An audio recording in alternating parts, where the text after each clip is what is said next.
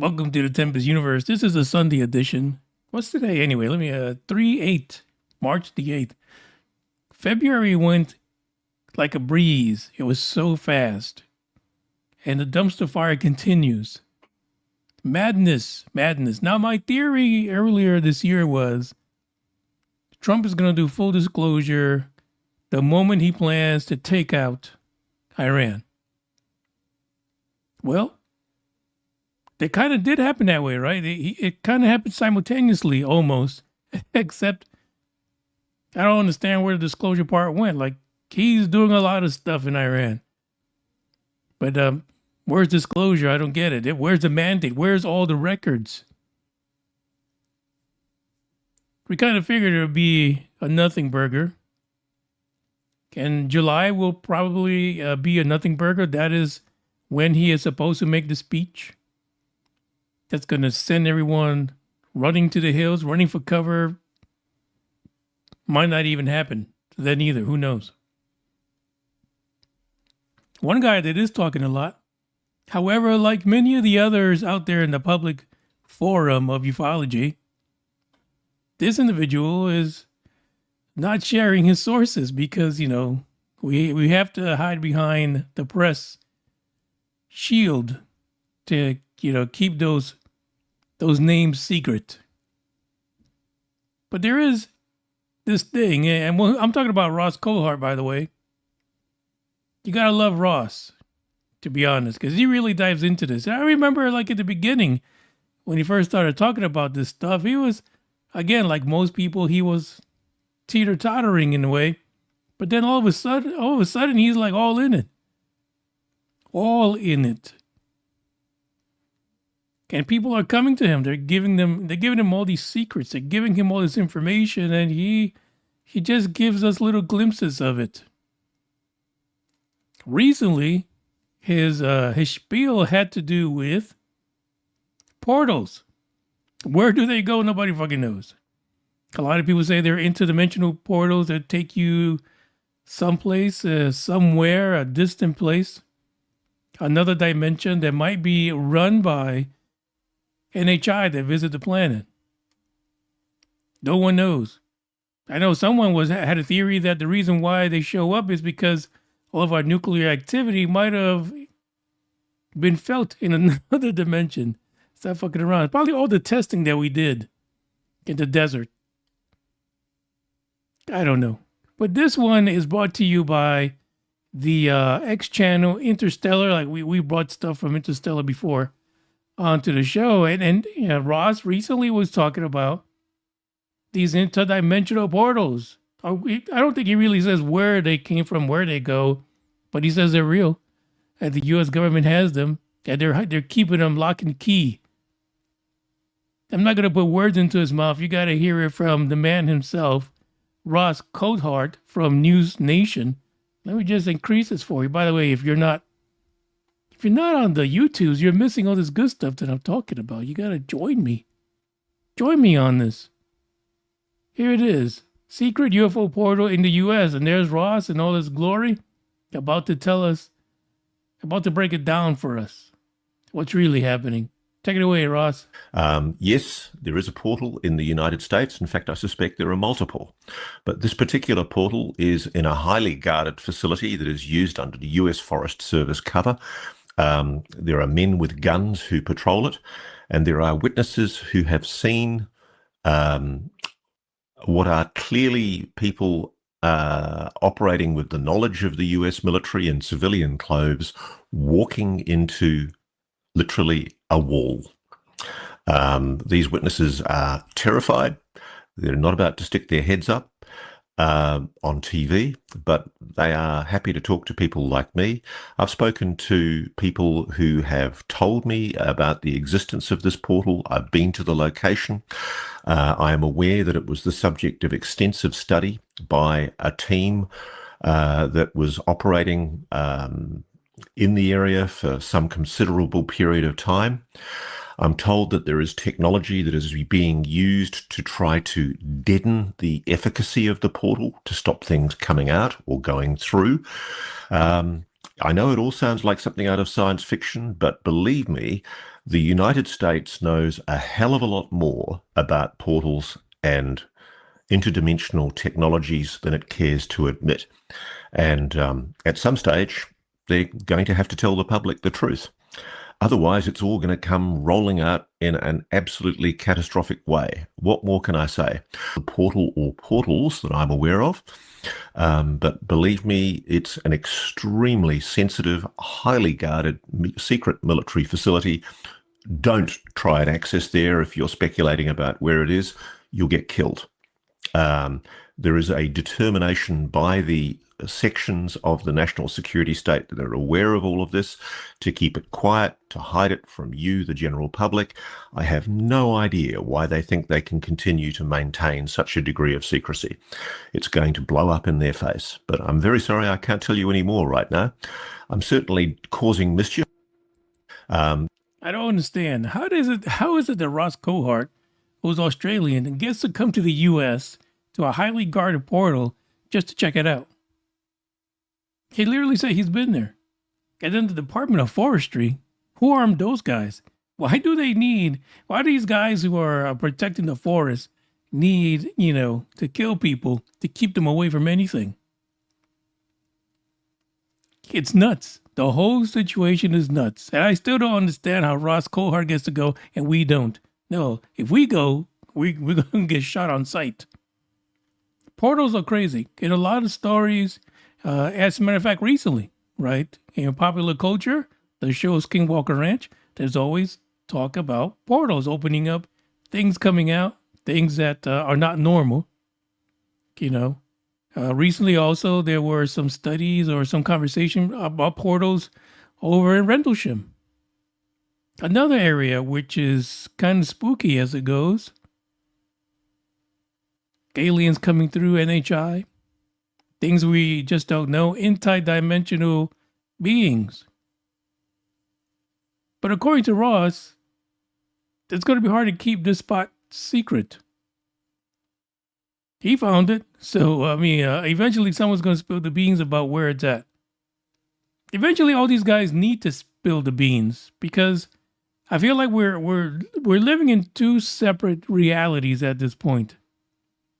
You got guys like Ross Coulthart who get to visit these places and everybody else is kept in the dark, but yet we are the ones who are here. It is our government that's keeping these things secret.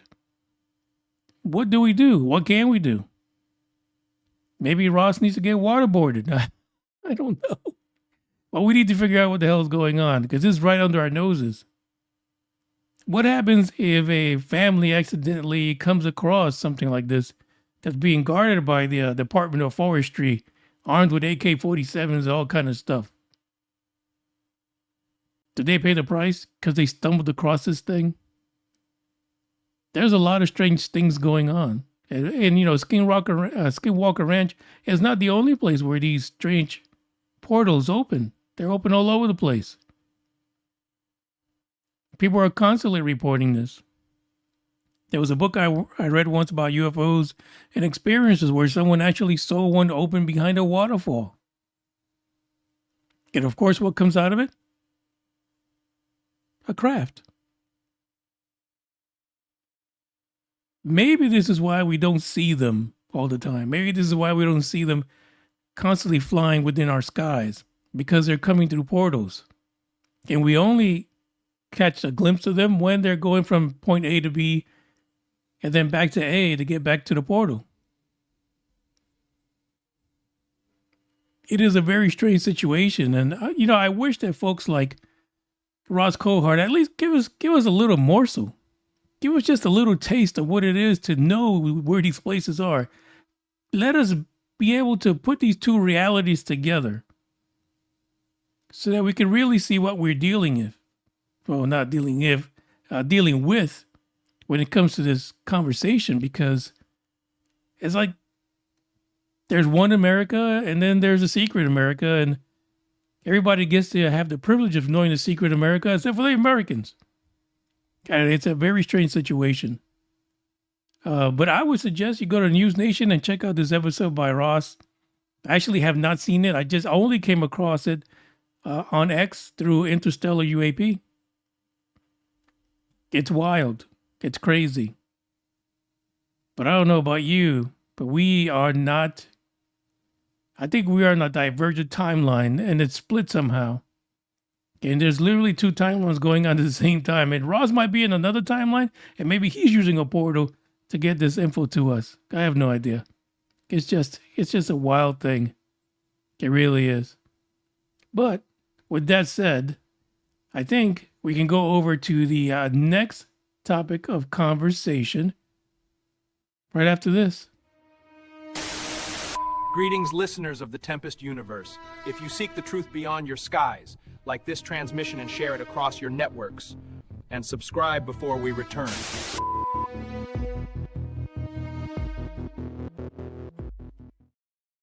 Here's a topic that I try to just stay away from. I didn't really want to talk about this because it is, nonetheless, it is a human life. But it just struck me kind of odd that just last week I was talking about the John Podesta emails and the Russians.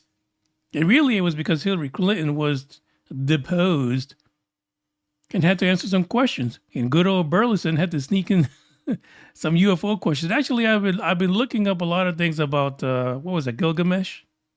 Which is one of the I guess the double trouble question that he presented to Hillary Clinton was about her interest in UFOs and Gilgamesh. Did I say Gilgamesh? Isn't that the guy from the Smurfs? Anyway, the story we're talking about right now is about William Neal McCasland. He's missing about a week now. He is a retired U.S. Air Force Major General, 68 years old, and he went missing last week in Albuquerque, New Mexico. The weird thing about it is that he apparently he's an avid hiker. He knows the area, but he disappeared and his watch and phone were left behind. Not something that someone that's experienced in hiking and being a major general in the Air Force would do. So yeah, a lot of people have found that odd. There was a silver alert put out. Of course, people assume this because he's an old guy. He's 68. He probably has Alzheimer's or some stuff like that. But his wife recently came out and dispelled all of that. She's like, nah, and he have no kind of mental issue. He was sharp guy. The last time he was seen was February 27th, about 11 a.m. Near Quail Run Court Northeast, after he was seen leaving his home on foot. He was definitely going somewhere. I mean, he was on foot. No one grabbed him. He wasn't being beamed anywhere. And he just left his phone and his watch behind. It's weird.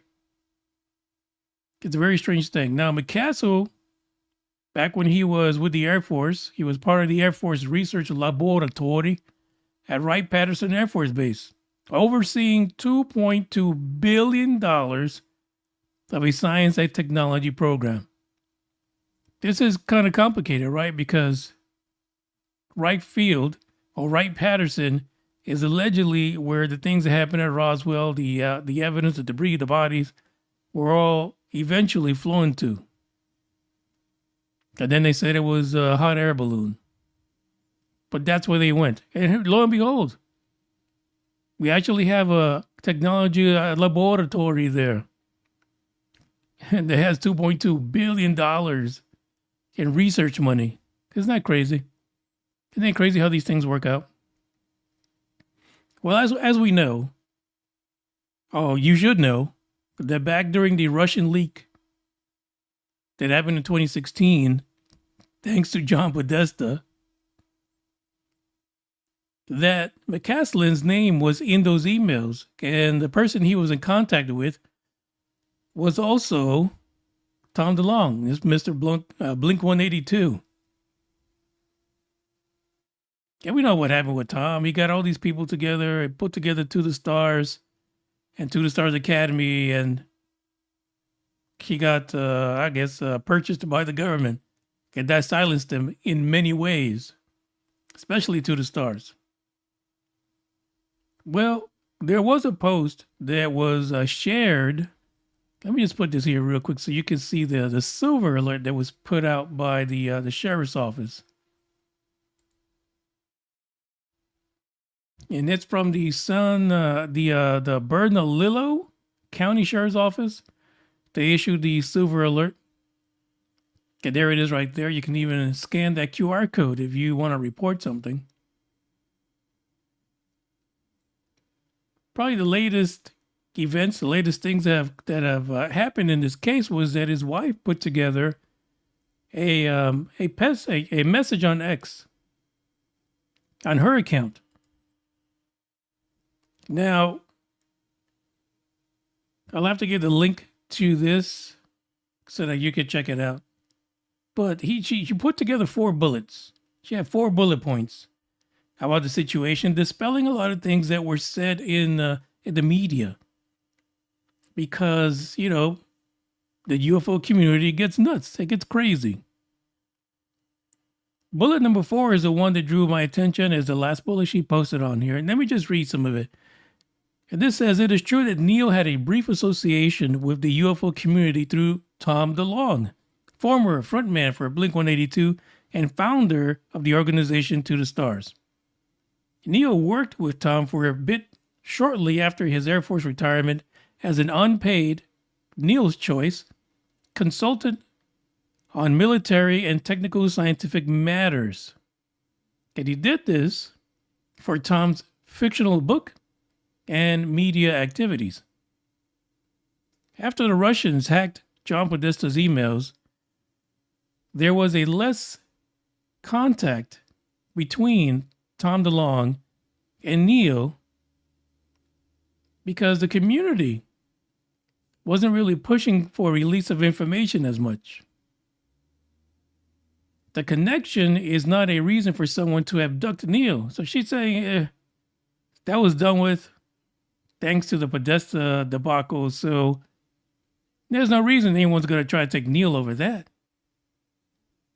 According to her, Neil does not have any special knowledge about the ET bodies and debris from the Roswell crash stored at Wright-Patterson.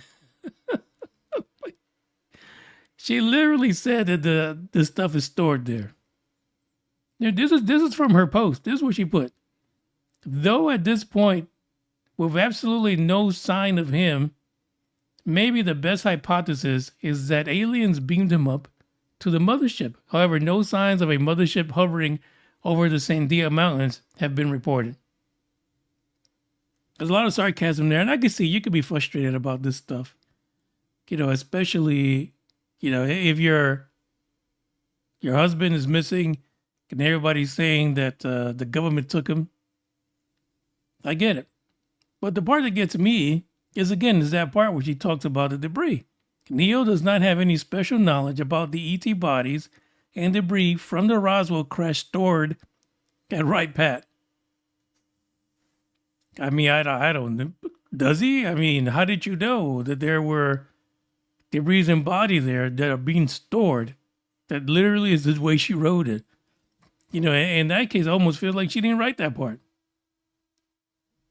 It's weird. It's a strange situation. I can see how this could be frustrating for a loved one or a family member, that just because an individual was, you know, part of that history in one way or another, that they are being tied to the UFO phenomena. And again, there's a lot, you know, if someone would have said, oh, he's got Alzheimer's, he just disappeared, he was not in his right mind when this happened, I get it. Or he's not familiar with the area, he probably fell, and there's signs where he fell and he hit his head, confused, and that's why he's missing. But there's none of that. He's up and gone. Okay, this doesn't seem to be a regular Joe Blow. But McCasland has experience. He's trained. What the hell's going on? Why would he leave his things behind? All these mysteries feed into conspiracies, and that's what's happening. And that's what she's having to deal with. So yeah, there might have been a bit of sarcasm in there, I guess, in what she wrote. But sadly enough, the bad part of this is the guy is still missing. So hopefully they find him soon, or he just comes back. He he decided to go for a really long fucking stroll. Had to clear his mind about those things that were stored at Right Pat. You know, the bodies and the debris, because he never said nothing about them. Maybe that's why he took a long stroll.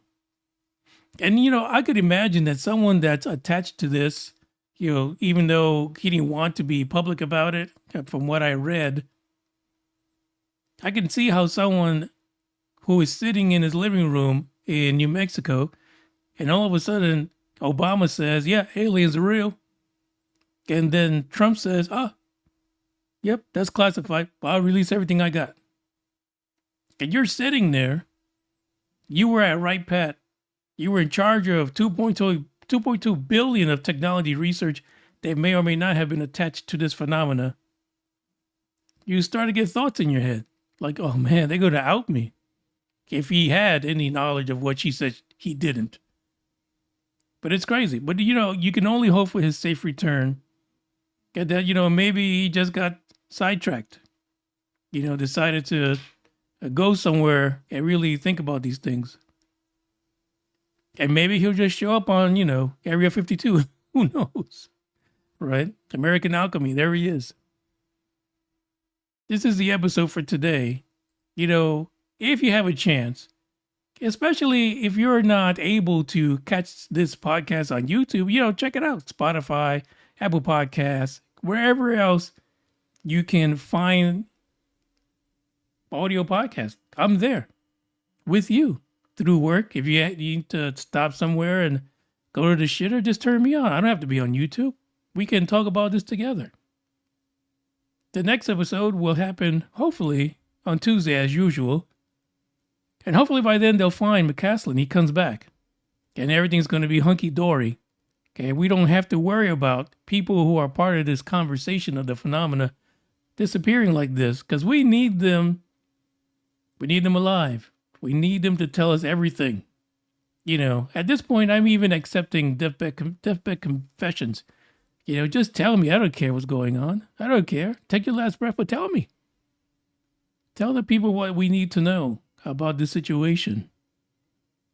I appreciate you guys listening and taking the time to give a like or share. This is the end of this episode. I'll catch you next time on Tuesday, more than likely. Ciao.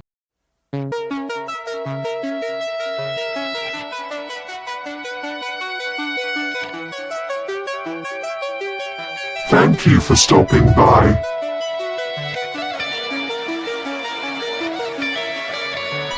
Don't forget to like, share and subscribe.